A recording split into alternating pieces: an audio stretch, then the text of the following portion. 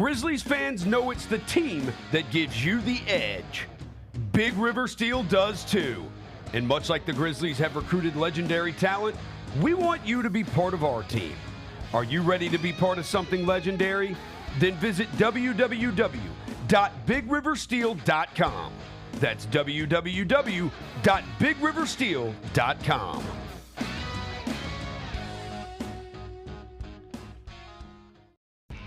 When it's all on the line, you turn to the strong, the stable, the unwavering, to those with a history of raising their performance to meet the moment. It's true in basketball. It's true in banking. Grizzlies Checking from Pinnacle. Play hard, bank easy. Open a Grizzlies checking account with at least $100 and a recurring direct deposit by August 31st, and you could receive a $200 direct deposit bonus into your account. Details at grizzliesbanking.com. Member FDIC. Justin Timberlake. I'm bringing sexy back. The Forget Tomorrow World Tour. Live in Memphis. Justin Timberlake. FedEx Forum, Saturday, November 23rd. Get tickets now at livenation.com. The brand new single Selfish is available to stream and download now. So if I get jealous, I can't help it. For more, hit up justintimberlake.com. Scottie Pippen Jr. so clearly should have been the MVP. Led the Memphis Grizzlies to a 5-0 record going into the championship game. Led the Memphis Grizzlies to the championship game. Was first team all Summer League. What was Jalen Wilson? Second team. What are we doing here? Snubbed. Capital S-N-U-B. Snubbed. Tune in to the Jessica Benson Show with CJ Hurt live every weekday at 8 a.m. on YouTube at Grind City Media and the official Grind City Media app.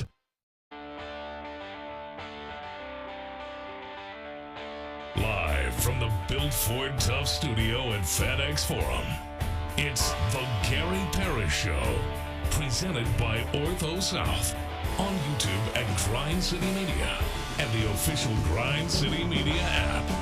Now, here's your host, Gary Parrish.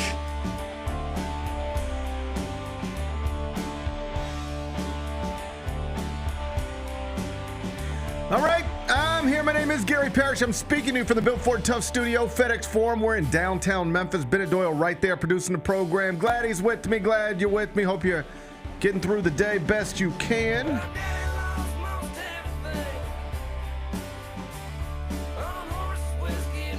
And I hope you're not a Kevin Durant hater, because day 14 of the 2024 Paris Olympics, that was a day, at least in part, about Kevin Durant, one of the all-time greats, top 10 scorer in the history of the NBA. Multi-time world champion, according to everybody except Noah Lyles. Kevin Durant yesterday became the all-time leading scorer in USA basketball Olympic history, passing Lisa Leslie. It's a nice accolade for your Wikipedia page. We'll talk USA basketball momentarily. First, though, quickly, let me set today's schedule for you. In the next segment, about 20 minutes, Mike Wallace is going to join me, senior editor, Grind City Media. I'll talk hoops with him and whatever else pops up. Mike Wallace is going to be in studio. He'll be here in about 20. When I finish talking to Mike, take a break, come back, do 5 more things you're going to need to know. At which point, we're going to discuss 5 previously undiscussed stories. Among them, Bennett sent me this one this morning. Ben Affleck, currently going through a divorce, it appears. Yes. Appears he's going through a divorce. That's not easy, you know? No.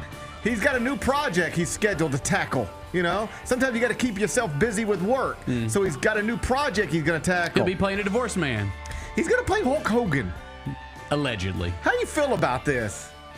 I got thoughts. We're going to have to see what you're thinking about this. I got thoughts. I need to ask Bennett what he thinks of this. We're going to do that in about 40 minutes. Charles Barkley says he's not retiring, contrary to what he previously said, not retiring after next season, but he's also not leaving Turner Sports. This dude's going to end up being the best NHL analyst on television, it appears. Interesting development. I'll tell you more about what he said a little later on in the show. Taylor Swift has received 10 VMA nominations from MTV. That leads the field, but Big Glow got multiple nominations. Oh, nice. Congrats to her. I'll give you the details in the third segment. Chicago White Sox finally won a game last night. That sucks. God bless them. They're now 1-21 in their past 22. I was rooting for history. But they're 1-0 in their last one. You know, you can look at it in two different ways to look at it. Are you a glass half full guy or a glass half empty? They're 1-0 in their past 1 or 1-21 in their past 22. I'll tell you what happened. We'll do that in just a bit. And University of Memphis women's soccer team. Preseason coaches poll is out. They're ranked 10th in the country. We'll show our appreciation to what appears to be the best athletic program on the University of Memphis campus. That's that women's soccer program. We'll talk about that during a segment we call 5 More Things You Need to Know. Then we'll eventually do GP's carry out and we'll call it a day. So that's the rundown. We got a lot to get to, but I did want to start with the 2024 Paris Olympics because we're now on day 15 of the 2024 Paris Olympics. Day 14 was highlighted by a number of things. Among them, Cole Hocker winning the 1,500 gold. Awesome. He was a 21-1 long shot. And busted through. He wins gold. They're calling it.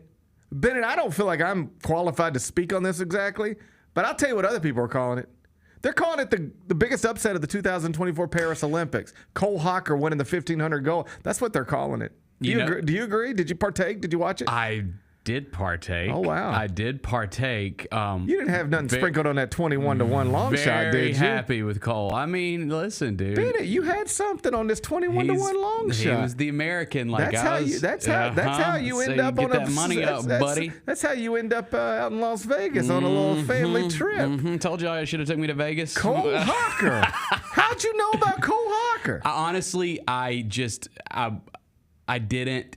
It was just one of those things. Oh, the Americans, the long shot. Let's have some fun. Okay. Really, it was literally, that was all that went into it. And then were you able to watch it live? Yeah. So that was quite an experience for you. It was fun, yep. How about that? Yep. Good for you. I'm happy. I was just happy for Cole Hocker, but now I'm happy for you too. Thank you. Yeah. I'm happy for Cole and me. Yep. I'm happy you got to experience that. They're calling it. I don't feel like I'm qualified to speak on this. Like, I'm not Bob Costas, all right? But I'll tell you what they're calling it. Some people are calling it the biggest upset of the 2024 Paris Olympics, and you were a part of that. I mean, the odds would suggest that. 21-1. Yeah, the odds would suggest that. What GP. a moment for you. Give me those odds. What a moment for you and Cole Hocker. Hey, you know who didn't pull off the biggest upset of the 2024 Paris Olympics? Brazil in men's basketball. They stink. Woo! I thought that we might do the, sportsmanship thing. Just take it easy on them. That's not what happened. That's not what happened at all. The final score was United States 122, Brazil 87. That's a 35-point beatdown. Yeah. Woo! That's brutal. You better get us on the pitch. Who did Brazil even beat to get there? I mean, Brazil, you better get us on the pitch. What the hell? You don't want us on the basketball court. You better get us on the pitch.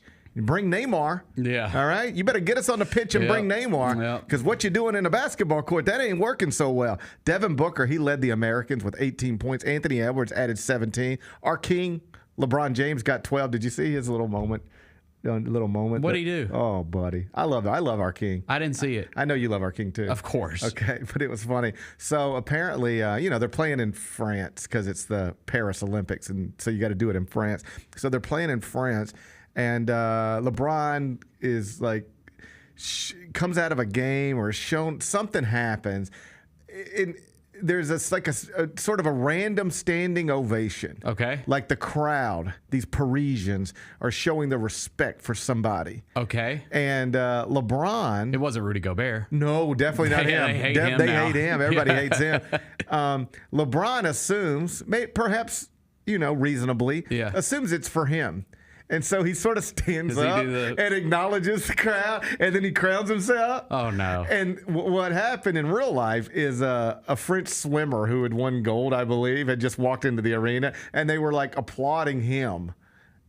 But LeBron assumed it was for him. And so it was. I mean, in fairness, everywhere you go, you're used to that. I know. Listen, you don't realize there's other big time athletes at this thing. I understand how you could get caught doing that, right? I understand how you could assume the cheers are for you, but they weren't. Damn. I know. And now people never let him live it down. No, people already having fun with it on the internet. You know what kind of fun they have on the internet. It's unfortunate. Hey, Kevin Durant, he added 11 points off the bench, and you know what he did? Past Lisa Leslie to become Team USA's all-time leading scorer. He now has 494 points in the Olympics. No Olympian in United States history has ever scored more. Surprised by that. And if the United States is able to win 2 more games, coming up first against Serbia tomorrow afternoon, that's the Nikola Jokic in Serbia, the Serbans. Ready for that one. I'm ready for that one too. 2 o'clock Central Tip, I believe. If they're able to win that one, and then a gold medal game this weekend, do you know what Kevin Durant will then be? The only 4-time gold medal winner in USA basketball men's history. Not LeBron, not Kobe, not Carmelo, not nobody. Kevin Durant will be in a group of 1. I like it. How you feel about it? I actually think that's really cool. This is unique to me. I've changed my opinion about Kevin Durant over the years. Your opinion was what? And it now is what? My opinion was once upon a time like eye roll a little bit. Like obviously there was the burner account thing and him leaving OKC and going to Golden State and people rolled their eyes at that. Oh, you can't win a real ring, blah, blah, blah, blah. But just watching him talk, he even did an interview with Maria Taylor yesterday that aired that I saw. Just seeing him talk and on podcast and stuff over the past 4 or 5 years, I like the dude. Like I think that he's got a good demeanor, and I think that maybe looking back on everything that happened with him and why everybody was rolling their eyes and making fun of KD, I don't know if it's necessarily that justified looking back on it all. He seems like he's starting to get comfortable in his skin a little bit. Yeah. After years of not being so comfortable in his skin. Yeah. Because he's very online, and aren't we all? And he sees it and cares about it in ways that I'm not sure everybody sees and cares about it. That's the root of the burner account. Yeah. Honestly, I think on some level it's the root of leaving Oklahoma City. Then I think it's the root of leaving Golden State. I think he was not pressured, but influenced by what people were saying. And now I actually like the burner count. That's one thing, but like he still goes at people on Twitter all the time, and I like it. Like I actually, because I think sometimes, man, like people will say things that they just think they're never going to get a reaction. So they'll say outlandish things to famous people, thinking they're never going to get a reaction, and he'll give it back to you. Oh yeah, well, like, and I kind of like that. And he'll give it back to famous people too, like Keyshawn Johnson was on television the other morning and said something along the lines. I gather get the clip. Yep. Of if Golden State would have signed Paul George instead of Kevin Durant, it was something like this. What would have been different? Like they'd have won the same titles and whatever.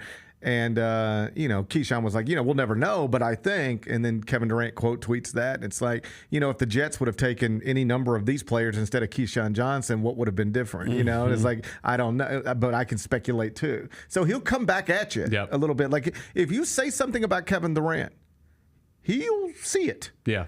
Or at least he's more likely to see it than some others. And I really do think that is a guiding point for his career and how it unfolded. He ran into the same thing in Oklahoma City that LeBron ran into in Cleveland, which is you're obviously great.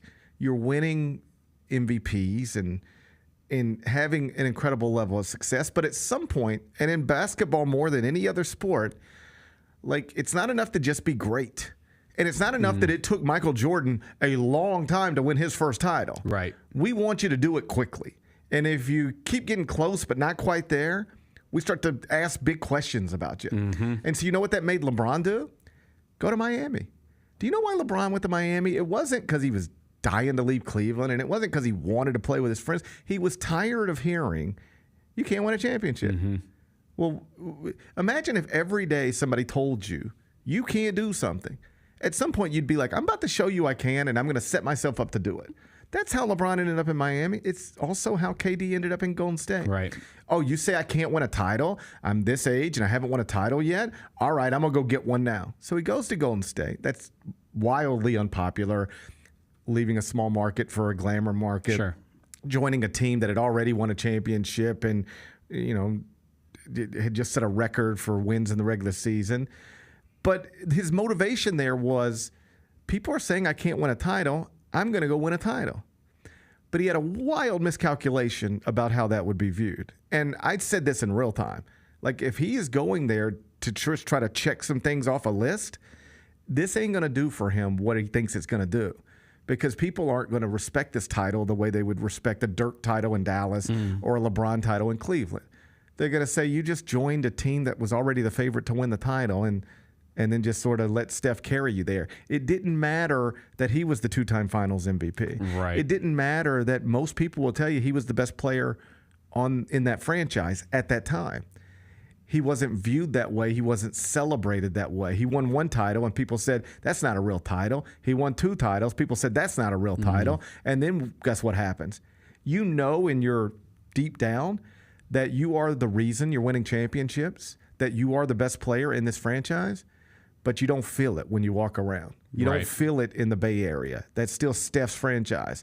So then it's like, okay, I'll go to New York with my buddy Kyrie, and we'll get this thing done there. And from that moment on, it's been a disaster. All right? First off, he missed the whole year with the Achilles. Right. But Kyrie had the COVID stuff and other not so great stuff. James Harden was a disaster. Ben Simmons, disaster. Nothing works. And it's starting to look like, then he ends up in Phoenix. That's not working. And it's starting to look like this guy's just going to, man, if you go back to the moment when he won that second title with Golden State, and if he just never leaves there, what does his career look like? Or if he decides to team up and super team with somebody other than Kyrie Irving, what does that look like? You really could look at him and start to question decisions that he made that shaped his career in a way that I don't think any of us saw coming. There was a point in time where Kevin Durant was reasonably called the best player in the world, and you could have conversations about how many championships he's going to win. And I don't think in that moment the right answer any of us would have believed would have been 0. Right. But he is probably never going to win another championship. But even in the playoffs this year, when Anthony Edwards has given it to him a little bit, he could talk about that from a perspective that I don't think a younger Kevin Durant could talk about it from. He was like, listen, that's competition. And yeah, he gave it to me and he was talking to me and I love it and I can't wait to play with him in USA basketball. And they seem to be getting along brilliantly. I think it helps that the young guys hold him up as this all-time figure. For sure. But he seems to like not be bothered as much by, are you going to win another championship? Can you win a championship without Steph? Like feels like he's settled into his legacy. Like no matter what happens from this point forward, I am an MVP. I am a 2-time world champion. I am top 10 all-time scorer. And now he can add to that, I am the all-time Team USA scoring leader and 2 more wins. I am the only man to ever win 4 gold medals in the Olympics for the United States. Like that's a nice legacy. Agreed. That's a top 10 of all-time legacy. And I just sort of like seeing him have that moment yesterday and then also seeing the tweet. I retweeted it last night. Just, again, I thought it touched a perfect tone. It first and foremost celebrates Lisa Leslie and says, you're one of the best to ever do it. It's just an honor to even be in this conversation with you.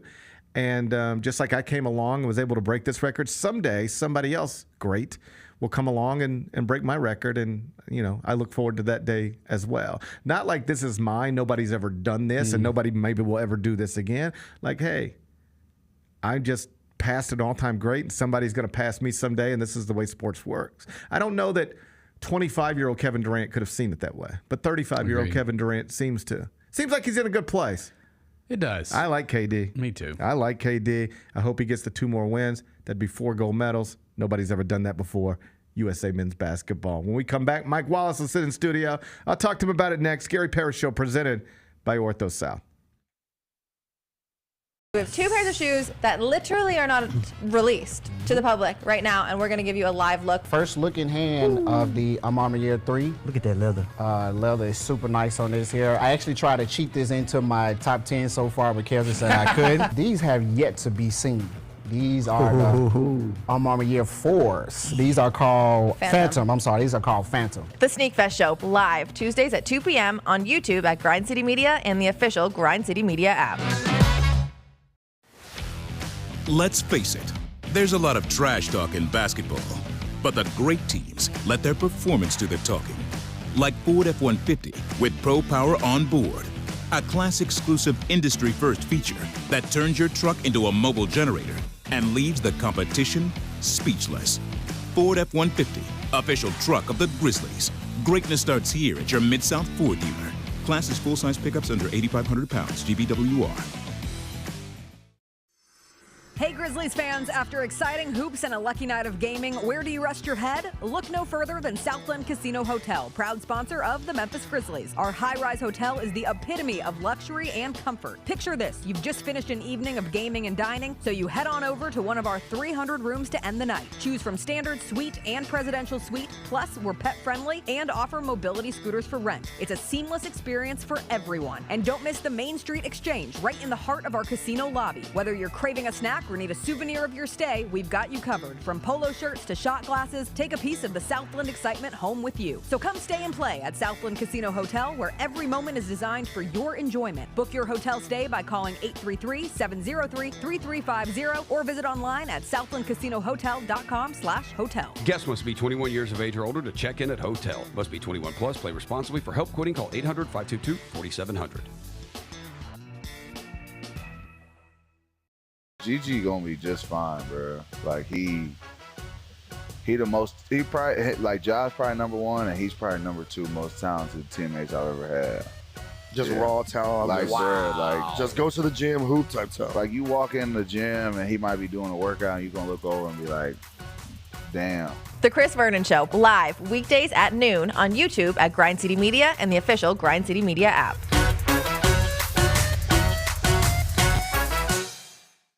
Looking at the college football playoff and the odds to make the college football playoff, this is the top 13 teams. 7 of these 13 are out of the SEC. I think that first year in the SEC is going to be different. Like I do. I just think it's going to be different. The Odds Couple with Rob Fisher, Lang Whitaker, John Roser, and CJ Hurt, live Thursdays at 2 p.m. on YouTube at Grind City Media and the official Grind City Media app.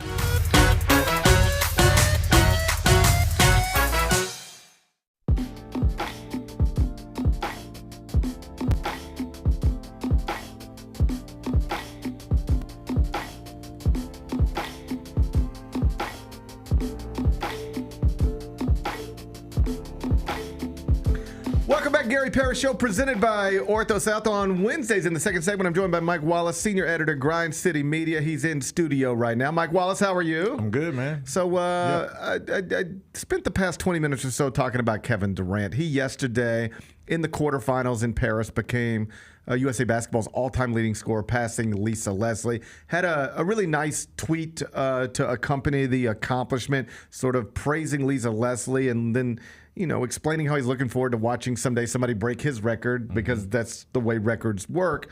At 35, he's now top 10 all-time scorer in the NBA, two-time NBA champion, an MVP. He's now the all-time leading scorer in USA Basketball history, and probably about to be the only 4-time gold medal winner in USA Basketball history. Is his legacy now set? Or does he need the other title to have a non-Steph title? I think he does. His resume speaks for itself. Sure. I mean, I was thinking who would be the other sports comp that, how we feel about him when you look at his resume and all the accomplishments.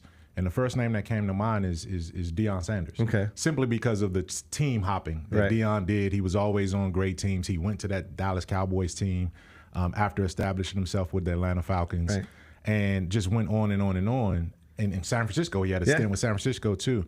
Kevin Durant reminds me of that. I have never put those two together, but that makes sense to me. You can't argue his accomplishments. You can't argue that he's one of the best players of all time, probably top 10 easy. But there's always something more that you need from him. I do. At this stage, it's kind of tough because at 35, he's not going to lead a team single-handedly to an NBA championship.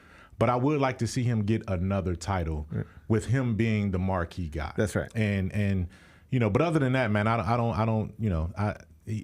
he's a home guy. Like, he's a DC area native, as I am. My uncle worked with his mom at the post office, back in DC area. So I've seen him kind of grow up and come up. I remember when he was drafted in Seattle. I remember seeing him on that team. And, I see now why it was important for him to stay on this Olympic team. Yes. Because Kawhi had to go home. They didn't send KD home because he was approaching this record. And respectfully, he did what he had to do, man, and caps off to him. But I would like to see him make another run. Because I think Steph has either acknowledged or certainly implied that there's something to him winning a non-KD title after KD left Golden State. Like, that mattered. Yeah.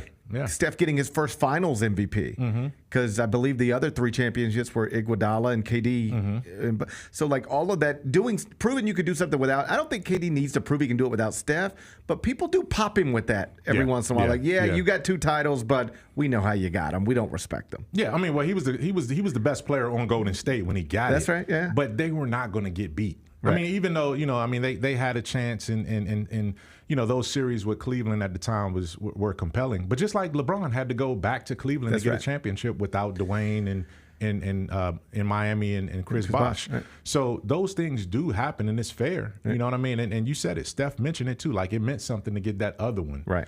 And again, I don't know if KD will get it. Phoenix is certainly. They should be a better team this season than they were last season. I love the Tyus Jones addition. Right. I think that's going to help them. But is that enough to put them over top of the top 4, 5, 6 in the West? I'm not sure. Yeah, I'm not going to trick myself into thinking a team with that much money tied up in Bradley Beal is going to be able to do something. That is the issue.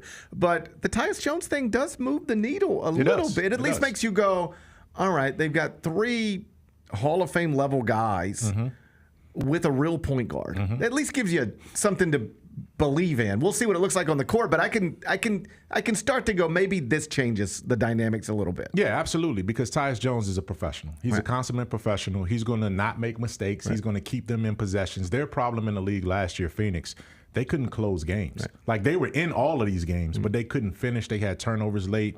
They didn't know how to get organized. They didn't know who was going to be where with the ball, because you got Bradley Beal, KD, and Booker all feeling like, I'm a closer, right? At least Tyus will keep them organized to a certain degree, and it would take Booker off the ball where he can be better, the better version of Booker. I've always liked that team. I'm partial to them because I know James Jones, you know what I mean, for a long time, their president over there. And, again, I don't know where you slot them in the West, because I think now the West from 1 to 10 is going to be a beast. I mean, it's going to be a beast just to make the play-in when you look at the West this year. Back to KD for a minute, and I don't know that he'll ever acknowledge any of this, because he seems like the type of guy who would just say, every decision I've ever made led me to here. I wouldn't be the same person if not for these things. But do you think deep down he ever regrets, A, leaving Oklahoma City, or B, leaving Golden State? Because everything after those 2 spots has not gone well. I don't think he regrets leaving Golden State. Okay. I think the pressure, because he was looking for a satisfaction in Golden State that he was never going to get. That's right. Like, he knew going there, he should have known going there he wasn't going to get the credibility. I don't think he knew that, though. And it's wild. He should have. He should have known this is always going to be Steph's thing. And if I go win titles, they're not going to say it was because of me. They're going to say I just title hopped. Yeah, he went on. Yeah. And that's the hard part about it, which is also why I drew the Deion Sanders comparison. You know what I mean? Because he went to Dallas and San Francisco, which teams are already title contending teams at that point. But I do think when you go back and look at Oklahoma City, he probably had to leave. I don't think if he could do it over, I think he would have stayed maybe for one more contract to give them a chance to build again around him. But that's the one that I think he probably regrets, because actually he left to go to the team that beat him, if I'm not mistaken, right? Yeah. That's tough. Yeah. Like, that's tough. I don't think he would have done it again under those circumstances. But leaving Golden State, I think it was just a matter of time for him to be there anyway. I've always said, like, I understand the motivation. People are just banging you in the head with, you can't win a title. So it's like, I'll show you I can win a title. Yeah. Okay. But somebody around them should have said, listen, if this is what you want to do, it's fine. But what are you after exactly? If it's just a title on your Wikipedia page, you can get that.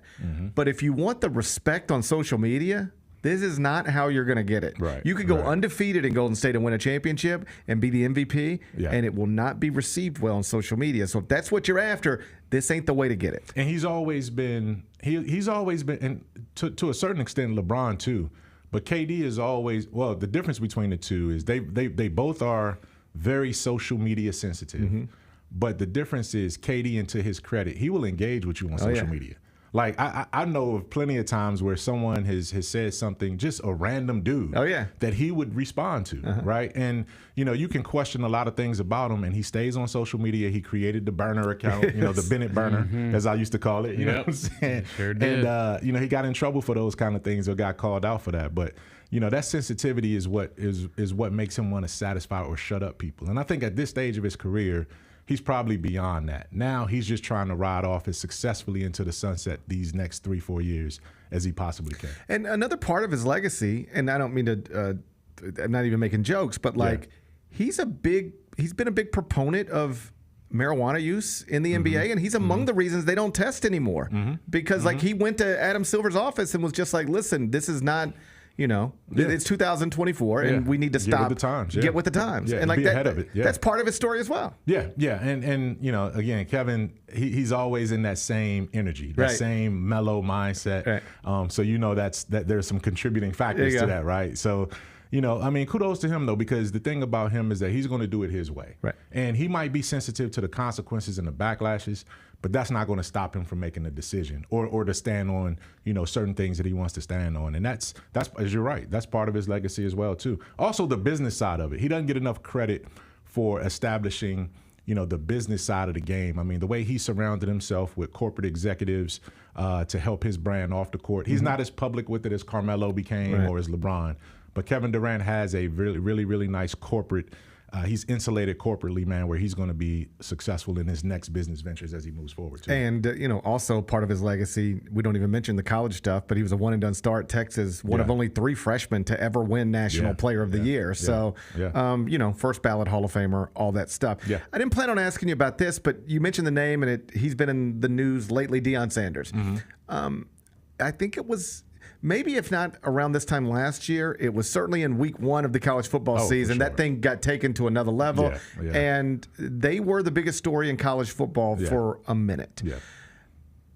The season unfolded the way it unfolded. They didn't reload in the transfer portal the way I think some of us thought he might. Now there's negative stories coming out. What do you make of what's going on with Deion Sanders in Colorado? Because you covered him closely when he was at Jackson State. He created this media swarm. He drew a lot of unnecessary attention because of the flash and the flare. And I think that resonates when you're trying to, get across to young 18, 19, 20-year-olds and potential transfers. But that's not necessarily that's the chase for relevance. Now, the reality of it is you went into league play and got your head stomped in. That's right. You know what I mean? Guys quit on that team towards the end of the season. They faded really, really bad. But because of who he is and how he goes out and puts himself out there, puts his sons out there, it leaves a lot to be desired. Right. Now, can you coach? Right. Can you recruit? Can you sustain a program? Colorado went from, probably a middle of the pack, lower tier team in the nation to one of the most relevant, they made a lot of money. The fan base, all of the things that go into building a brand, he's successful at. Right. Now, can you go be a football coach and win games? That's going to be the question right there. I never thought that he had that part of it. And now you're going up against, you can out-talent people in the SWAC or HBCUs. You can't out-talent when the level playing field is level. That's going to be a problem for them. I guess it was early last season. Maybe I just got caught up in it too. I did. Everyone did. But I was watching the spectacle of it, and it just looked like a party. It did. And I was like, every kid in America is going to want to go there. My kids were talking about, Dad, can you take us to a Colorado football game? My kids. All right? Yeah. I was certain it was going to work, and now I'm not so sure anymore. It can't. But see, it's almost like it can't because And I think to a certain degree, and Penny's much more low-key than Deion. Yes. But the way Penny has tried to build certain teams around here these last few years, getting all of this talent in, all of these transfers in, at a certain point, you got to coach them. That's right. Like, it's amazing. We're throwing these comps out there, but Colorado season mirrored the Memphis Tigers season this past year. You know what I mean? All the hype, everything was good early on, then they just completely faded down the stretch. You had everything you wanted, but it's like, can you keep everyone happy? Right. If you have a place where everyone wants to go, guess what? Only 11 people can play at a time. That's right. And you made 25, 30 people on offense feel like they're starters. Right. Only 11 of them can. Right. So what's going to happen to those others that can't get out there? Then it becomes, I was lied to, the program isn't what it was supposed to be, and then you have that dissension. And if your name isn't Sanders, your last name isn't Sanders, you're on the hot seat as soon as you get to Colorado. So college football, and I'll get you out of here on this. Just right around the corner. We'll see what Colorado does. Coaches poll came out yesterday or the day before. It came out this week. Memphis was 30th, fifth in other receiving votes, highest of the group of 5 teams. That suggests, at least in one way, that they are the favorite to represent the group of 5 in the college football playoff. Yeah. I do get the sense that people are a little more excited than usual on August 7th for Tiger football. If they get off to a good start and they head into that Florida State game undefeated and they're maybe, they got a number next to their name. How big can this thing get? People, I think, we couldn't get excited about the Grizzlies last season. Hopefully that's different this season. Tiger basketball went the wrong way, and we'll see what this team is. But Tiger football could give us something to get excited about as a community. And the thing about Silverfield is that he never really got the attention and the credit that program should have gotten last year. I mean, because people question the strength of schedule. I agree. Yeah, and I was one of them. But at the end of the day, they did what they needed to do. I mean, he checked off all the boxes, and now you have the momentum. You had a great offseason, transfers, guys signing with you. You got the money from FedEx now. You're legitimized. You're going to be playing in a renovated stadium. The team, this program hasn't been had this much hype going into a season in a long time. Last time I remember this much excitement around Memphis football was that week when they played UCLA here, and Josh Rosen was the quarterback, and it was it was a national story. So I hope the best for them. I think they can go to Florida State with a shot. And if you're Mike Norvell, that's one game you definitely don't want to lose. If you're Florida State, but if you're Memphis, you go out there and you compete. And then the rest of the schedule kind of sets up for you for the most part. So I like their chances, man. I'm going to be paying attention to them. I'm going to be pulling for them. I'm going to try to get to a couple games as well, too, because this is the time. Yeah, that's Mike Wallace, grindcitymedia.com. He is on Twitter/X. It's at my mic check. I always appreciate you, brother. Thanks for being here. Anytime. Mike Wallace, Grind City Media. When we come back, Bennett, he's a Hollywood reporter now. Ben Affleck got his next film lined up, maybe. And he's going to play Hulk Hogan. Do we need Ben Affleck playing Hulk Hogan? I have a hard time seeing it. I'll see what Bennett thinks next. Gary Parrish Show presented by Ortho South. SWAC Media Day was fun. Did anything stand out to you before we get into the meat of it? It's a family atmosphere, and it's because we all have something invested in HBCU sports and football. It's a community more so than it is these are the athletes, these are the coaches, and they're separate from the media. Get all of your HBCU sports and culture news by tuning in to HBCU Huddle with CJ Hurt and Mike Wallace. New episodes drop every Thursday on grindcitymedia.com, YouTube, and Spotify. We have 2 pairs of shoes that literally are not released to the public right now, and we're going to give you a live look. First look in hand of the Armour Year 3. Look at that leather. Leather is super nice on this here. I actually tried to cheat this into my top 10 so far, but Kevin said I couldn't. These have yet to be seen. These are the Armour Year 4s. These are called Phantom. I'm sorry, these are called Phantom. The Sneak Fest Show, live Tuesdays at 2 p.m. on YouTube at Grind City Media and the official Grind City Media app. I saw the Drew Hill story. Y'all rode together in the car, and you put the seat back. Yeah, I put the seat all the way back, and his knees were still crunched up. And he was like, "Nah, bro, so I drive a Kia, bro." A Kia? What? He's 7'4", yo. Yeah, I don't know how he does. He got the seats removed. Somehow. The Chris Vernon Show, live weekdays at noon on YouTube at Grind City Media and the official Grind City Media app.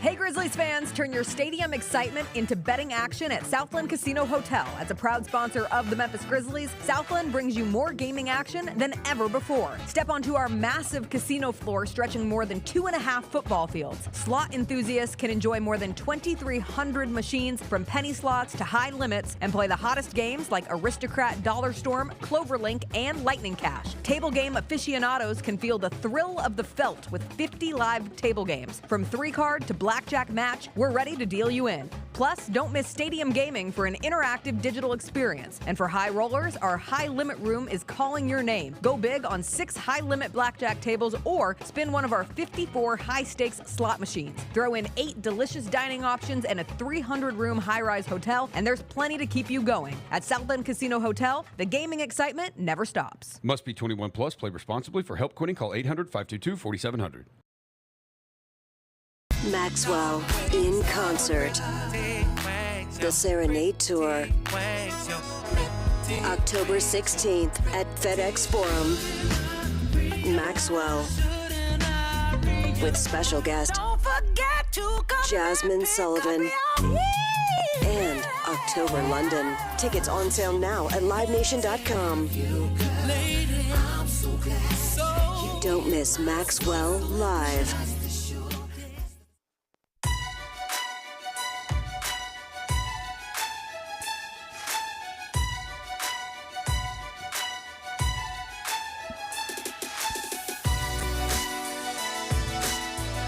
Orthopedic injuries can be unpredictable, unforeseen, and unscheduled, and Ortho South understands this better than anyone. Since your injuries don't make appointments, you don't need to either. That's because Ortho South welcomes walk-ins during the weekdays and the evenings and even on Saturdays. So next time an unforeseen injury makes an unscheduled appearance in your life, visit orthosouth.org to find your nearest urgent care location. Just walk in, and Ortho South will take care of everything, especially you. Learn more at orthosouth.org. That's OrthoSouth at orthosouth.org. Now I got 5 more things you need to know. Number 1. Is Ben Affleck going to play Hulk Hogan, Bennett? So basically what happened was his production company bought the rights to this Artist Equity. That's him and Matt Damon's production company. They've acquired a screenplay about this. Do you remember the Hulk Hogan Gawker thing? When he sued Gawker and made that company go out of business. Yeah, he was having sex on video. They leaked his sex tape. He was doing sex on video. That's right. They went to trial, and he essentially bankrupted Gawker. So there's a script in place about this story. Gus Van Sant is set to direct. It's the guy he did Good Will Hunting with Ben Affleck and Matt Damon. So they got a nice track record, these guys. Yeah, I mean he's you don't love him. Well, he hadn't done anything good in a long time, but that's okay. That's okay. That's no big deal. It's hard to keep doing good things all the time. And but Affleck and Damon, they have a pretty good. I mean, they did Air, which everybody loved. That was a great movie. Except I can't look at Matt Damon and see Sonny Vaccaro. I get that, but I've known Sonny for a long time, and I can't see it. I thought Ben Affleck was pretty good as Phil Knight. I didn't watch it. You haven't seen Air? Dude, you got to see Air. I got to see Air? Yeah, it's like one of the better sports movies of recent memory. Somebody told me it was a Nike commercial. I mean, yeah, it's about Nike, but like that's the story. Somebody said it's about Nike signing Jordan. Somebody said if you want to watch a 2-hour Nike commercial, that's what it is. Well, I said I don't need that. Plus, Matt Damon don't look like Sonny. I can't do this. I thought it was really good. I think people like it. It took me 2 years to watch Killers of the Flower Moon. That's fair. It's hard for me. I say Can't keep my eyes open. I think you should watch Air. Okay. Yeah, I think you should watch Air. Okay. Those are good. Okay. And those two guys did that movie. So the rumor is that Ben Affleck will play Hulk Hogan. It's not set in stone yet that he will. Close your eyes and try to picture that. I mean, dude, the thing about it is who would you get to play Hulk Hogan? Hulk Hogan. Right, like he's a pretty unique character. There's no one that just stands out as, oh, that's the guy you got to go get to play Hulk Hogan. Whoever it's gonna be, it's got to be someone that you got to kind of, okay, I could maybe see Jack it. Black. Hell no. Jack Black yells all the time like Hulk Hogan yells all the time. First off, he's short, and second off, he wouldn't be able to get in shape like Hulk Hogan. Like, you're going to have to, I mean, no offense. Like, no offense. I love Jack Black. Yeah. Well, I don't like what happened with Tenacious D, but... Hey, they're coming back. Are they? That's what he said. Okay, good. He said everybody has to take a break sometimes. We took a break. We'll be back. That's what he said. Okay, good. Cooler heads have prevailed. Thank God. Yeah. Because I mean, I don't know that we need to be thanking God for the return of Tenacious D. Well, let's thank God for some other things. I was bummed about that. Like air conditioning. I was bummed. Let's thank God for air conditioning. Thank you. Thank you, God. So I think I could get down with it. I mean, I'm trying to think of like famous wrestlers that have been portrayed in movies. The Iron Claw. Did you see the Iron Claw? I heard that was great. It's really good. And I was raised on Kerry Von. I was raised on the Von Erichs. Von Erichs, yeah. I should watch that one. You should definitely watch that. It took me 2 years to watch Killers of the Flower Moon. It's hard. Iron Claw's a hard watch, but it's really good. I can't keep my eyes open all the time. I feel you. But I can't think of the guy's name, but there's a guy who plays Ric Flair in the Iron Claw. Okay. And a lot of people didn't like it because it wasn't like he kind of did his Ric Flair impersonation as opposed to I'm going to try to sound exactly like Ric Flair. I actually liked his performance because I thought that he wasn't trying too hard to sound like Ric Flair. Like I thought. I think if you're playing Ric Flair, you should try to sound like Ric Flair. Yeah, but he pulls off Ric Flair. Like I thought it was good. I mean, I'll be the judge of that. Ric Flair's got a unique voice, just like Hulk Hogan. Like it's going to be hard to pull off that and sound just like him. So I liked that he had his, version of Ric Flair. I think this will be the same thing. I think Jack Black could do it. I do not think he has any chance. I don't mind Ben Affleck as Hulk Hogan. I don't hate that. Ben Affleck, he tried to play Batman. Nobody liked that either. You going to try to be Batman and Hulk Hogan in the same lifetime? Okay, I liked the Ben Affleck Batman. Okay? Even Ben Affleck didn't seem to like the Ben Affleck Batman. Yes, he did. He did it for his kids. I know, but he didn't. I don't think he's proud of it. I'm pretty sure he's proud of it. I don't think he's proud of what happened, but I'm pretty sure he's proud of it. They photograph this guy every time he goes outside now. Yeah, I mean, listen, he seems like he might be kind of an unhappy guy right now in general. It's tough. But he puts out good content, in my opinion. He's able to. I'm a Ben Affleck guy. I'm picking up on that. I'm a Ben Affleck guy. But wouldn't it be tough to you had a very high profile relationship with somebody, and then that just breaks off, right? Mm-hmm. And then decades later, you rekindle that relationship, and everybody's like, "Haven't you guys already tried this once?" People are skeptical right from the jump, but you get married anyway. F the haters. And then, you're so quickly back in divorce. And now they want you to try to play Hulk Hogan. That's tough. That's a lot to go through. I completely agree. They take agree. pictures of him every time he walks. That's true. And if he looks even, if he's not walking around like this all the time, they're like, look how sad he is. And he's just walking like he's just trying to get yogurt or something, The thing is those pictures that they capture of Ben Affleck with his Dunkin', with his cigarette, all that stuff, that's real, dude. Yeah. I kind of respect it. He's going through it. Buddy, we've all had that look on our face. Oh, man. We've all looked like that. You just don't have cameras in your face 24/7. I mean, I walk around mad all the time. Yeah, dude. I kind of respect it. I like Ben Affleck. I'm mad all the time. What's your favorite Ben Affleck performance? Ben Affleck performance. My favorite. Yep. What's the one where he got those people out of that country? Argo. I like that. That's a really good one. I thought that was good. That's a really good one. I enjoy Argo. I might die. I F with Argo. And then Good Will Hunting, obviously, is Good Will terrific. Hunting's great, but he's like a side character in that, Let's look at Ben Affleck's filmography. Yeah. And it spans decades. I mean, he's been doing it for a minute. It spans decades. He's a wild fella, too, He'll get after it every once in a while. I respect that, too. Yeah. I respect that, too. Known for. Let's see his. I love The Town. I love The Town. Was something is good. So good. Okay. You've seen The Town, right? Of course I've seen The Town. Yeah, you've seen The Town. Who you think you're talking to? Yeah. He was in Field of Dreams? He was an extra in Field of Dreams. I'm telling y'all. He was the star of I Killed My Lesbian Wife? Are you looking at the right Ben Affleck page? 1993, I killed my lesbian wife, hung her on a meat hook, and now I have a 3-picture deal at Disney. That's the name of something. Good Lord. That's a long name. It's an American short film. Hollywoodland was underrated. That was about the original Superman. It's him and Adrian. Chasing Amy. Chasing Amy is a classic. Finger Cuffs. Yep. Remember Finger Cuffs? I do remember Finger Cuffs. Chasing Amy is a classic. Dude, he's been in some really good stuff. Dogma's great. He did a bunch of Kevin Smith stuff. Pearl Harbor. Their buddies love Pearl Harbor. I don't care what anyone says. That is shocking that he is in Field of Dreams. He was an extra. Yeah, still. Well, they had to have extras. Gone Baby Gone. I like Gone Baby Gone. That's Casey. I think you're on Casey Affleck's filmography right now. No, I'm not. Stop talking to me like I don't know what I'm talking about. Ben Affleck was not in Gone Baby Gone. He directed it. Okay, he didn't star in it. I'm talking about starring roles. Well, he directed it. What do you want him to do? That is a great movie. I love Gone Baby Gone too. It's really good. The Town, Argo, Gone Girl. I'm telling y'all, you're sleeping if you never saw Zack Snyder's Justice League. What? I always get confused by this. Yeah. He directed Gone Baby Gone. But he's in Gone Girl. That's not fair. I know. I figured that's what stumped you. I saw that and I was like, that's got to be what stumped So him. he directed Gone Girl. Yep. No, he directed Gone Baby Gone. Yes. But he starred in Gone Girl. Gone Girl, correct.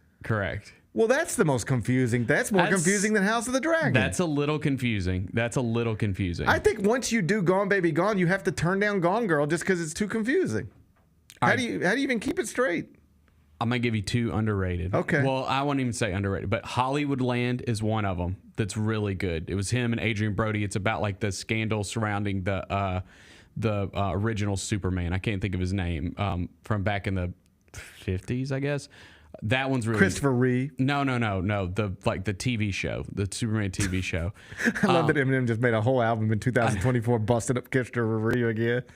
What's wrong with him? I don't know. Zack Snyder's Justice League. Not the Justice League that came out and everybody was like, this movie sucks. I'm talking about the Zack Snyder cut. Is a different movie. It's so good. I don't know. I can't speak to that. It's so good. I like Gone Girl. I tell you that though. I like Gone Girl too. That's what Emily Ratajkowski's in that one. No. Yes, Bennett. God. The main dang. character? She's just in it. Oh, okay. I mean, I think. No, the main character is. I didn't say she was the main character. Emily Ratajkowski. He was having an affair with her. She took her shirt off. Bennett.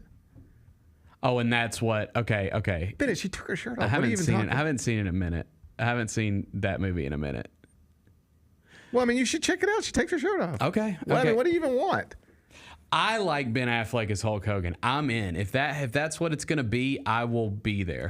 I'm skeptical. I'm gonna keep an open mind, but just know that I'm skeptical. Now, someone mentioned in the chat that Chris Hemsworth was supposed to play Hulk Hogan in a different movie about Hulk Hogan. He would actually be awesome. If that's still happening, I'm in for that. And if it's not, then, I could see that much. Get him I could to see play that. him. I could see that he's more you're gonna easily have the size that I can see Ben Affleck. I think it should be Chris Hemsworth or Jack Black. I don't like the Jack Black idea. I don't get that. I don't understand. They're just both loud. They're just fired up all the time. Okay. Yeah. I don't love that one. Okay. But I'm excited about this. Okay, then be excited. It's fine. Number 2. Charles Barkley. Hey, he says never mind. He's not going to retire. He had previously said, you know what I'll do next year on TNT? And then I'll just walk away. I'll be done with it. I don't need to talk on TV forever. Okay. Now he says, you know what? Never mind. I still got 10 years on a contract. They're paying me $20 million a year. I ain't just going to walk away from that. But if you think I'm going to ESPN or Amazon or NBC to continue doing the NBA, that ain't what I'm doing. I'm staying at Turner. We'll see what happens. Okay. So how's this going to work? I think what's going to happen it could go one of two ways. Like, what do they have, first off? What sports properties do they have? NHL? Yeah, like Big East basketball. I mean, you could have him as a college basketball analyst, but like it won't be the same, will it? So ESPN puts Stephen A on everything. That's right. Right? Like they just if it's a sports event worth talking about, they'll put Stephen A on the broadcast, right? Or have him centered around it somehow, some way. I could totally see this happening with Barkley. And the thing is, the NHL thing, he's been on NHL broadcasts before. Yeah, like Charles is awesome. Yeah. I think the difference between he and Stephen A, you're right. They have Stephen A talking about everything. About everything. But that's because he's great at talking. Period. So is Chuck. But it's different. With Stephen A, he might not always know what he's talking about, but he's trying to have real strong opinions about everything. I get it. I see where you're going. Part of the charm of Charles is that he admittedly doesn't know anything. Yeah. That's part of the appeal. We don't know who any of these bums are. Right. Yeah, right. Like the Grizzlies could come on TNT one night and he'll be like, who is this Sandy Alta? Like, he just won't know. And and that's part of what makes it appealing. But if you suddenly start throwing somebody on everything and they don't know anything, I don't know if that's a viewing experience that people would enjoy. Like suddenly you have him on an NHL pregame thing and he doesn't know anything. He's just being Charles Barkley.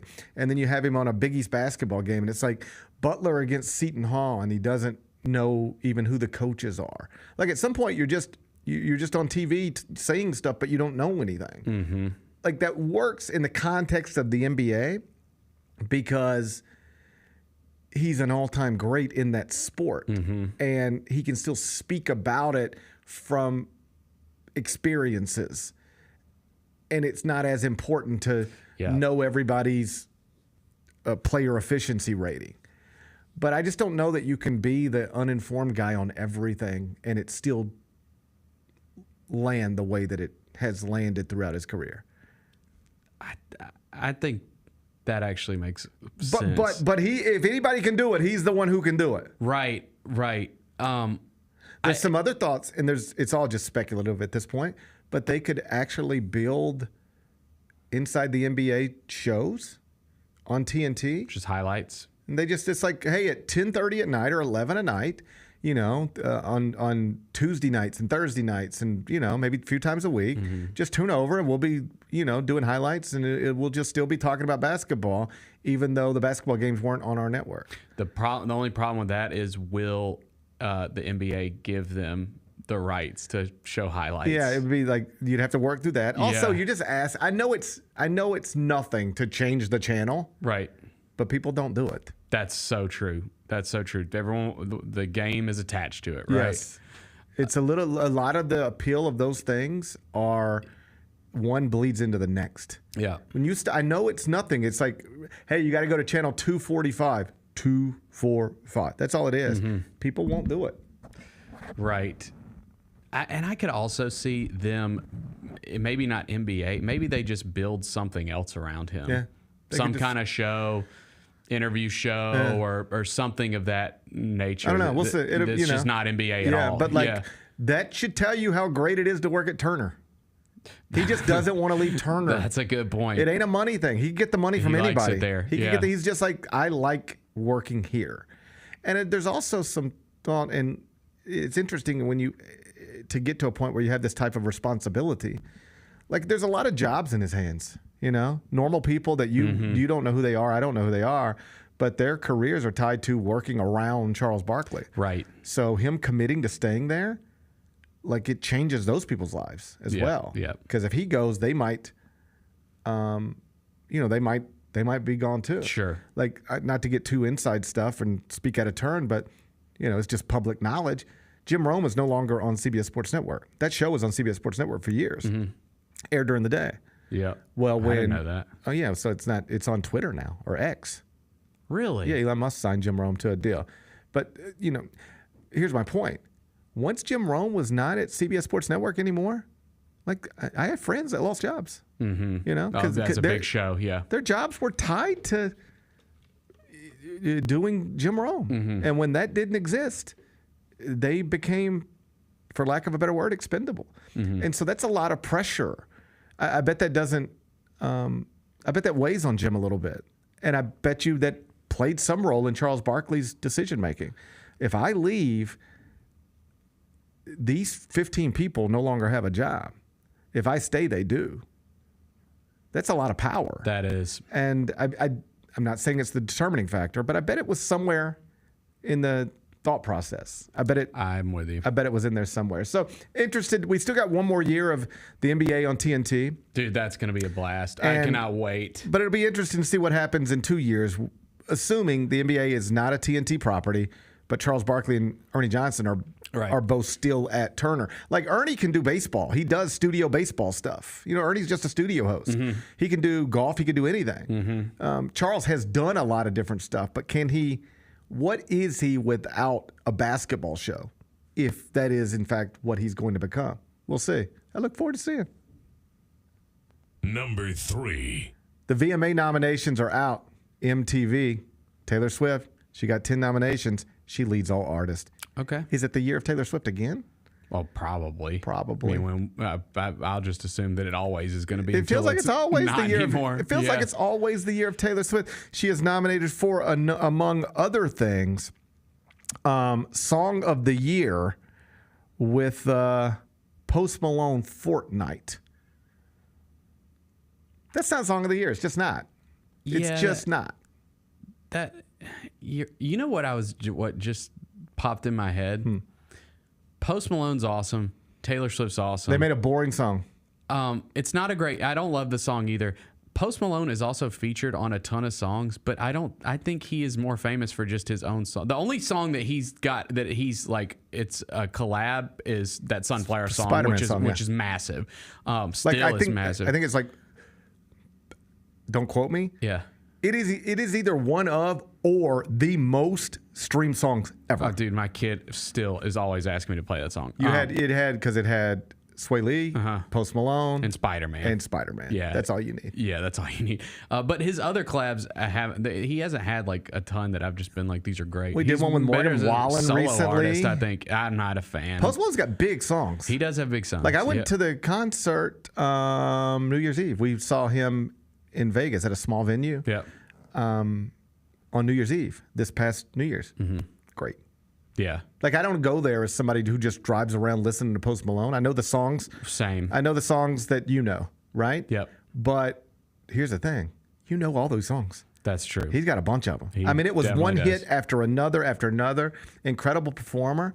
I was real excited when I heard he was going to be on Taylor Swift's album. What's going to be better than this? Taylor Swift and Post Malone. Everybody loves Taylor Swift. Everybody loves Post Malone. I bet this is going to be amazing. They made a boring song. I think you're right. Don't say that out loud, though. I'm not here to.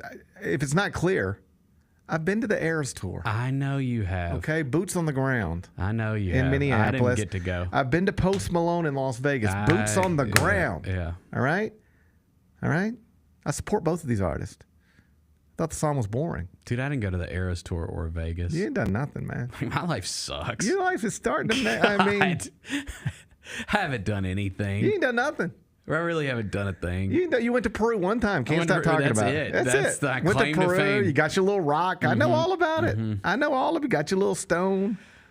You know. You ever think because you stole that stone that the rest of your life is this is? Honestly, I think about it a lot. You reap what you sow. You know, I kind of like rocks. Like I'm a bit of a rock guy these days. You're a rock guy these days? Yeah, like when we went to Hot Springs, I bought a bunch of rocks. You're just collecting rocks now. Rocks and DVDs. I wouldn't say collecting, but I have a little. Hey, imagine you get to your on my bookshelf. There's a little section of rocks. You collect rocks. Well, I know that sounds really like as I'm saying it out loud. I wish I wouldn't have. Yeah. But like. I love you're a grown man that collects DVDs and rocks. Here's the thing, though, and I'm not a rock collector. I'm just saying I have some rocks. Do you identify as a rock collector or not? No, I do not. He doesn't identify. But I understand it. I understand it because, again, this is probably something I shouldn't say out loud. Yeah. Some rocks have calming properties. Oh, yeah? Yeah. Some rocks have calming properties. I mean, I can just get you some edibles. That, too. Right. Sure. Yeah. I mean...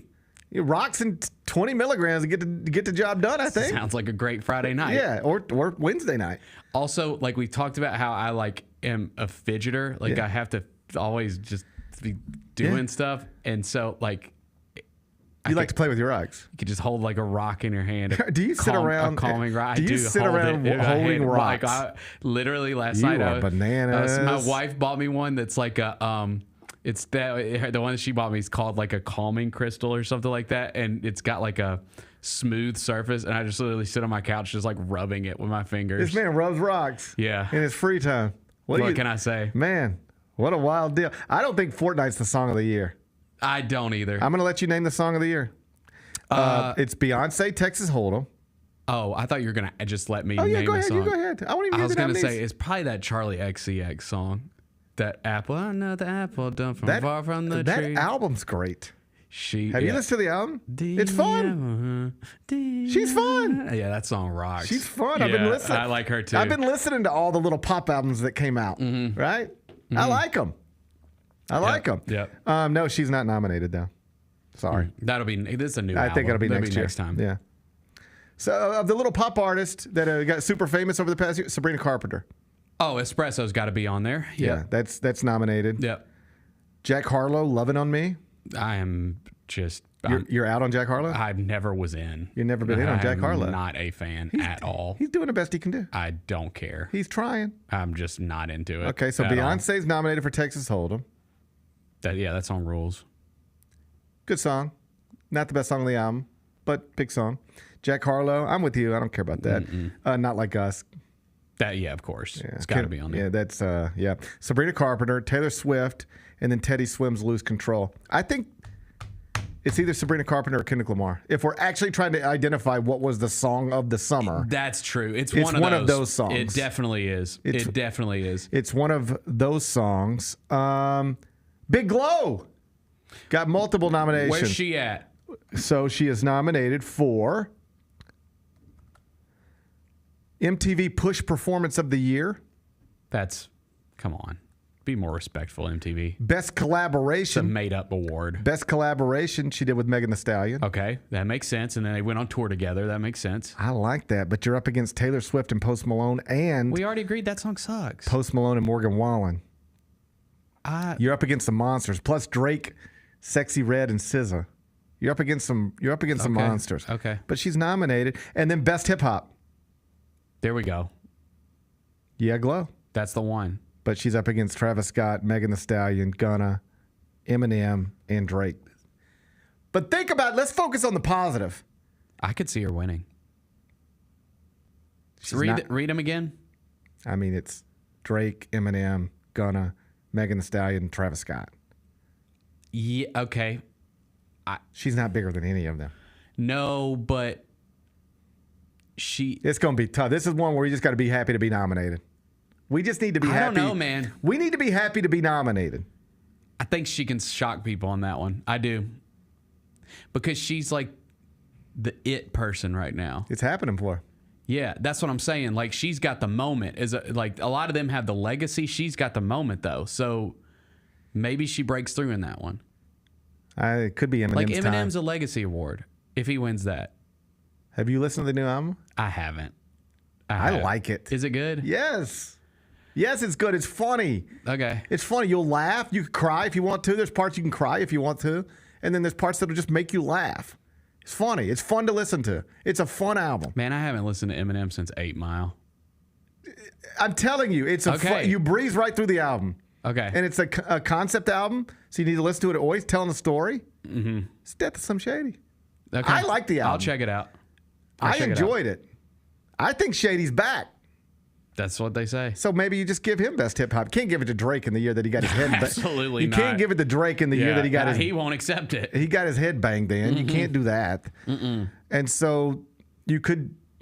Travis Scott's among the biggest things. Megan Thee Stallion's having quite a year. Big tour. Yeah. Glow is on the come up. Mm-hmm. I think I'd give it to Eminem. Can't give it to Drake. Got his head beat in. He's a master manipulator. He's a habitual liar, too. That's what they say. Yeah, I would just give it to, I think I'd give it to M. But hey, how about this? This is what I want to land on. Mm-hmm. Imagine if right after F&F came out, I said, Bennett, it's going to be August 7th, 2024. And this young woman from Memphis who nobody knew 3 weeks ago, she'll be nominated for a big award alongside Drake and Eminem and Travis Scott. You'd be like, what? How? How is this going to happen? It's happened. It's happened. We're here, Bennett. We're here. Let's go. Congrats to Glow. I don't know how many moon men she's going to take home, but she's going to be there. And, you know, I hope it's on Moose Knuckle Monday. That's all I'm hoping. Number 4. White Sox won a game last night. That sucks. I was rooting against them. Sorry. Not because I cheer for misery, but because I do. I'm a history major. I always root for history. I always root for history. Too. And I got to sit here with a history major every day, so I was like, I'm gonna root for history as well. Yeah. And then they went off and they won a game last night. I knew they were going to. It felt like against the Oakland A's. Like they didn't. There was no way they were losing 3 in a row to that team. That's what we were asking them to do. Something that's hard to do, and that's lose 3 in a row to Oakland, right? To put themselves in a position where they were going to Wrigley this weekend with a chance to become the losingest streak team in the history of Major League Baseball. But they won last night. You know, happy for them. 28-88 now. 28-88. And baseball is such an individual sport in the sense that most things you do have very little connection to what other people do. I mean, yeah, like, you know, you got to hit a cutoff man or turn a double play, all that stuff. But largely, like if you're a shortstop, a ball's going to be hit to you. You need to field it. Nobody can help you field that. You're going to make a throw to first. Nobody can help you throw that. Baseball, you're in the box. It's just you. Nobody, like in basketball, somebody can help you get a shot off. Yep. In football, somebody can, block for you and break you free. In baseball, it's just you. Nobody's in the box with you. Nobody can help you. It's such an individual sport. And these guys are all big league players. They've all been awesome their entire life at baseball. And now you just go out and lose every night. It must be crazy. Yeah, that's tough. I don't know that I'd like it. White Sox fan. I don't know that I would like it. I don't know that I was ever on a team that lost like that in anything. I don't think I was ever on a horrific anything team. I don't think so either. I was a winner. Were you a winner? It feels like I might have, looking back on it, I was a winner. You know? Looking back on it, I view myself as a winner. Perhaps a small part of the winning, but still, I didn't lose. I never went 28 and 88. That's what I'm trying to tell you. Yeah. I think I was a winner. I still kind of go back to what I said when we talked about it the other day. I know that there's the legacy and the history and all that good stuff. Just like, does Chicago really need 2 MLB teams? People took offense the other day when They didn't like that. No, because that's the Southside's team. That's fine. What they saw, what I think the chat saw. Yeah.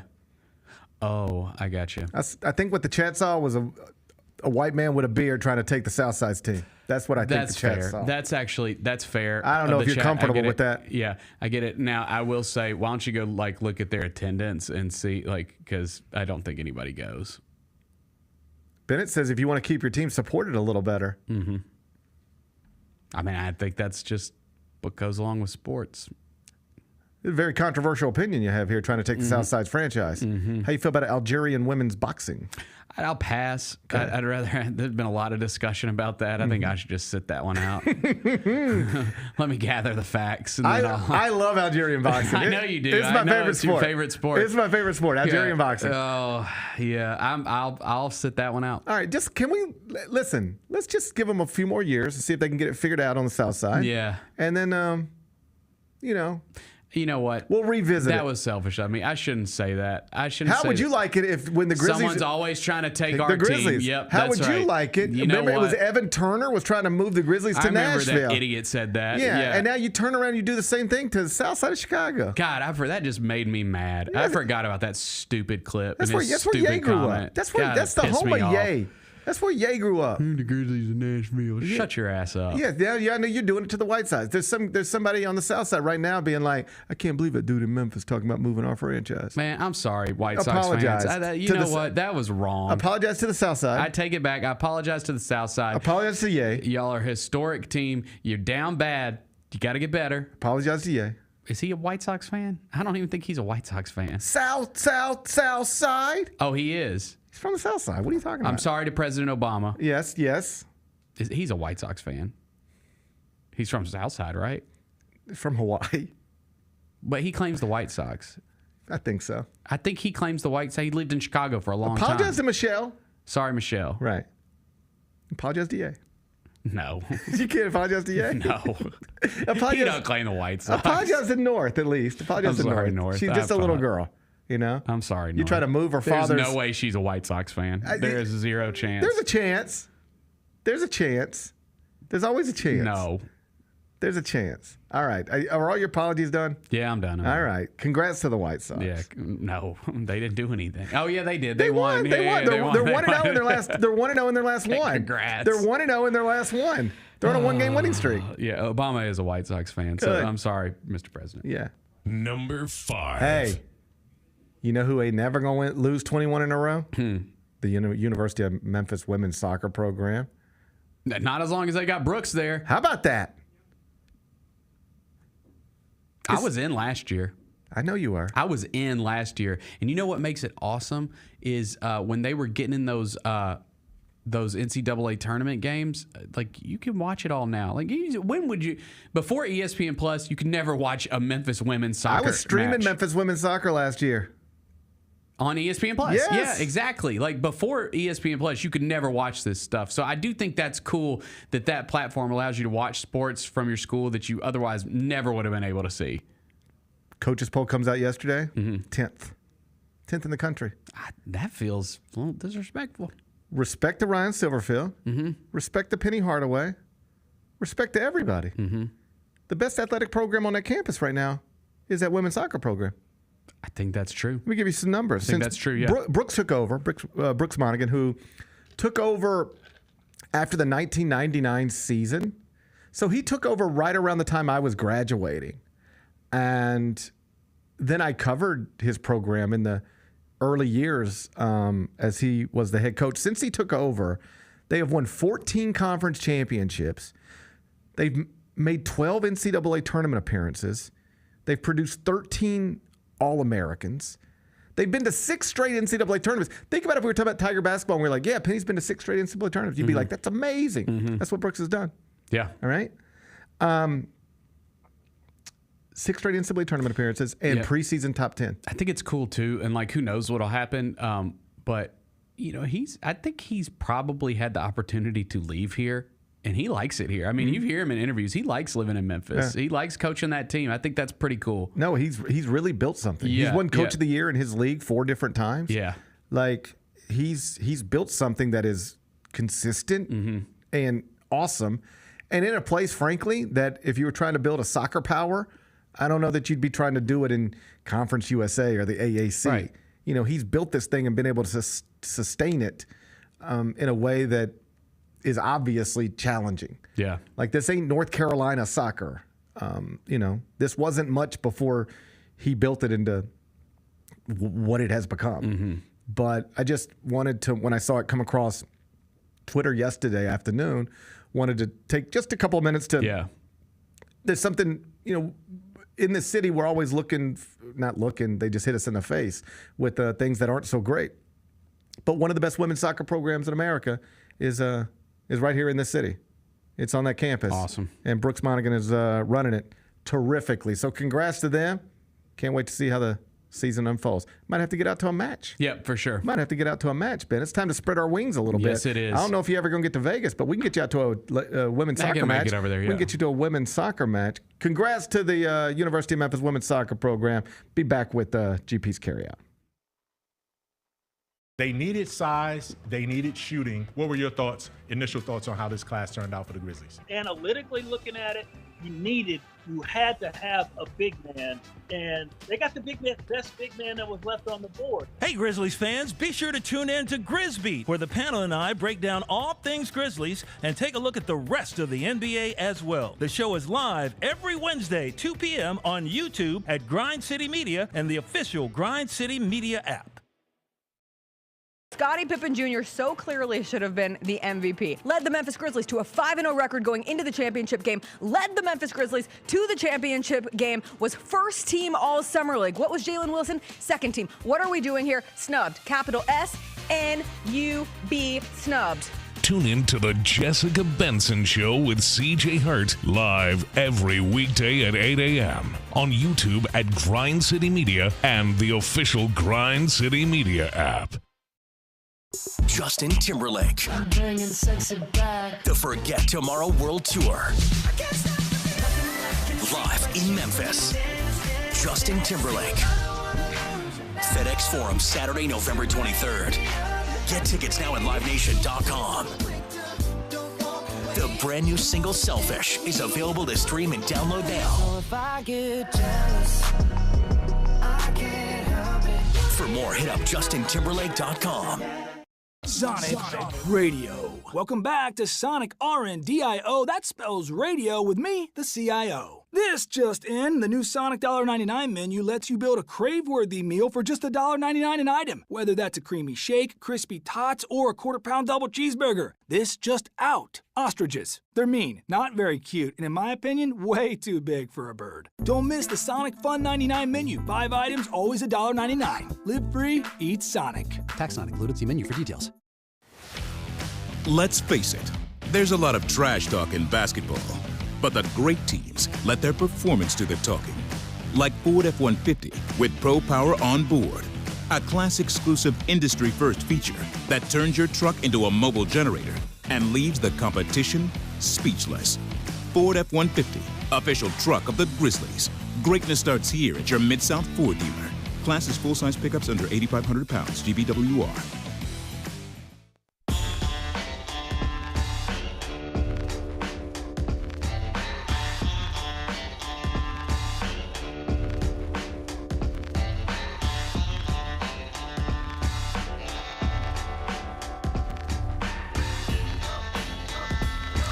Welcome back, Gary Parrish Show, presented by Ortho South. We're inside the Built Ford Tough Studios. Cloudy outside, Bennett. Yes, it is. It's over because this is your kind of day. It's a nice day. I know you like these kind of days. Nice day. First day of school for my little boy. First day of school for mine as well.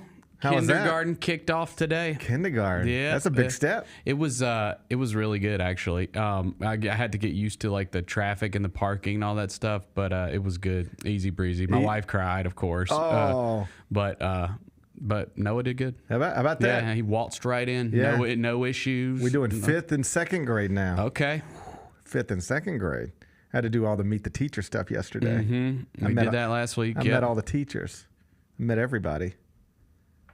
I'm excited about it. I enjoy the process. Do you like summers with the kids at home, or do you like get it back in school? Let's get back on a routine. Well, this is the first time we're going to be dealing with like they've been going to daycare, so we've kind of been in our own little routine, I guess. But so yeah, summer's going to be tough. This next summer is going to be tough because I'm not going to know what to do with them. I'm going to have to figure it out. Yeah, you could. I mean, I have to send him to like summer camp or something. Yeah, send him away. Send him away for the summer. Yeah, ship his ass off. Ship him off. Yeah, just ship him off. Yeah. Yeah, no, it's good. All the parents, I know it can be like an emotional day watching your little people, go off to school, and in some cases for the first time. I enjoy it. I like them back in school. I like the structure of it. Yeah, it was good. I'm excited about this new journey. It's a new journey. It's a new journey. All right. New era. It's a new era. Yeah, the Doyles are back. Good luck to everybody embarking on a new school year. We'll get through it. We always do, don't we? Mm-hmm. We'll get through it. Let's wrap it up with GP's Carryout. It's time for GP's Carryout. One final segment filled with stuff to take with you. It's not everything you need to know, but it's most of it. What did we learn today? A whole bunch of stuff, but we mostly focused on USA basketball. Another victory yesterday over Brazil, 35-point blowout. They didn't take it easy on them Brazilians. No, they didn't. I thought they would, but they didn't. They didn't take it easy on those Brazilians. Blew them out. Kevin Durant got 11 points off the bench, and he passed Lisa Leslie to become the all-time leading scorer in United States of America Olympic basketball history. And if he wins 2 more games, if the United States wins 2 more games, Kevin Durant will be the only 4-time gold medal winner in the United States men's basketball history. That's part of his legacy now. Mm-hmm. He's going to go down as the most decorated Olympian basketball player in American history. Yep. Top 10 player of all time? Yes. I think so. Yeah, because I think that the conversations that'll be had about Kevin Durant, like 20 years from now, you're always going to have people say, that's the best scorer of all time. He's certainly one of them. And he's got the numbers to back that up. He's 8th on the NBA's all-time scoring list right now. Yeah. 2nd among active players behind only LeBron. Mm-hmm. And he's now the all-time leading scorer in Olympic United States men's basketball history. Yeah. Also, the way he changed the game. The reason you see a bunch of 6'11 dudes now playing on the perimeter is because of Kevin Durant. That's right. It used to be people who were his size, they were centers. They were power forwards. Mm-hmm. And then this guy comes along and he just kept growing and he never lost his guard skill. I've told this story 50,000 times, but I went to Austin during his freshman year of college before he even played a game there. It was during football season. I think, in Dallas for Texas-Oklahoma football, Red River rivalry on a Saturday, and then drove to Austin on that Sunday, and then spent Monday and Tuesday in Austin with KD. Went to lunch and really spent time together. The funniest thing, we're having lunch and he's like, so where are you from again? I said, from Memphis. And he goes, oh, Memphis. You know Randy Culpepper? He was really, you expect Elvis. That's crazy. Or Penny, but he wanted to talk about Randy Culpepper. He's like, man, Randy Culpepper was cold. UTEP? Yeah. Right? UTEP, yeah. I told that story. It got back to Randy somehow. Where did he play? Raleigh, Egypt? Where did he play in high school? Where did Randy Culpepper play? Where did Randy Wait a minute, Culpepper hang play on. high school? I want to say Raleigh, Egypt. That's Scooter McFadden. But it might have been Randy Culpepper, too. Sheffield. Maybe. I got it pulled up right here. Hang on. If I can find like his early high school career. Yeah, Sheffield. That's right. Sheffield High. There you go, Jalen. Nice call by Jalen. So, yeah, Sheffield High. Randy Cole. Anyway, KD was like, man, you know Randy Culpepper? I was like, I do know Randy Culpepper. He was fired up about that. I wanted to talk. Anyway, I go over to the practice facility, and they're just doing like open gym stuff, just individual workouts and stuff. I'm talking to one of the strength coaches on staff, and he said, so you've been with KD? I was like, yeah. He's like, so how was that? It's great. It's been great. He's like, you know his nickname? I was like, KD, Kevin Durant. KD is his nickname. He goes by KD. And they were like, no, his other nickname. It's what? WTF. I said, WTF? He's like, yeah, because every time he's in the gym, he makes you go, what the? Like, we'd never seen anybody like this. And that was the consensus. Like, it was like, I've never, whether you talk to Rick Barnes or anybody else on that staff, it was like, this dude's different. We never really seen anything like this. And when he's just at his height, floating around the court, making shots from everywhere, then that just like the reason Caitlin Clark is bombing from 30 feet is because of Steph Curry. Like, Steph Curry showed you can take these shots, work on them, practice them, but you can take them. Before Steph Curry's like, yeah, you don't shoot from there. That's crazy. Then Steph shows, yeah, you can shoot from here. So now Caitlin Clark does it, and there's a whole generation of people trying to do it. Well, KD's that for tall basketball players who wanted to play on the perimeter. Before KD, it was like, hey, you're 6'11", you get down there by the rim. Well, no, KD didn't have to play by the rim. I don't have to play by the rim. He's had a real impact on the game, as well as all the accolades that he's accumulated. He's a legend. Yes, he is. He's a legend. What's today's biggest game? All right, Bennett, you ready for more Olympic basketball? Yeah. It's the United States women against Nigeria. Okay. United States are 3-0. Yep. Blowing out everybody. Oh, man. Nigeria's Can't wait 2-1. to hear this line. Oh, buddy. It's the United States women minus 28. Can you lay 28? I will not. You're not going to lay 28? You want Nigeria plus the 28. I'm going to stick with my gut that I've had for these Olympics. Back-to-back days, you're going to be picking against Americans. That's what you're telling me? Because because it worked for me in the first go-around when we picked the men's basketball team. Because, again, I kind of stand on there's a little level of sportsmanship here because it's the Olympics. And clearly the U.S. men's basketball team didn't get the memo yesterday. They just decided they were going to beat the crap out of Brazil. Fine, whatever. That's their prerogative. I think the women's team will easily beat Nigeria, but they'll take it easy on them down the stretch, and they will win by a solid 22 points. Bennett says take Nigeria plus the 28 for your cover.